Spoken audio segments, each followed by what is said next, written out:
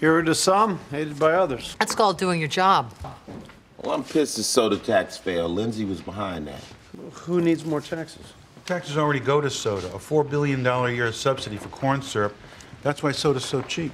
A tax on sugar water will help pay for the cost of diabetes and heart disease. Hey, sugar water isn't the only cause of obesity. I mean, at least Lindsay was helping the little guy. The little guy brought to you by Cola Now, refreshing. Come on, money put to good use is good. Cola Now really cared about poor kids. They wouldn't go plastering their logo all over the place. Well, maybe Lindsay knew deep down that she was doing the devil's work, so she went back to using drugs. Well, except that her tox screen came back negative. Well, it only tests popular drugs, cocaine, meth, X. PCP isn't on the standard test anymore. I mean, people are jumping off bridges thinking they can fly. Okay, so maybe she thought she could breathe underwater. We prove it was an accident. Case closed, we go home. Except that it wasn't an accident. What?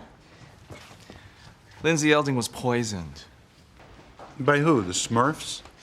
Warner found mushrooms in Lindsay's gut, ran the DNA, and ID'd 4 species from South America. That's not something you get at your local grocery. I hope not. These contain high doses of muscarine, a toxin which makes you hot, sweaty, and sexually aroused. I'm hot. I'm wet. Explains why Lindsay took her clothes off. And why she threw herself at a jerk like Whit Worley. Yeah. And why she would jump in the fountain, but how come she drowned? Muscarine toxicity can lead to respiratory failure. Lindsay took her last weak breaths underwater, but she would have died anyway. It's a rough way to go. It's okay.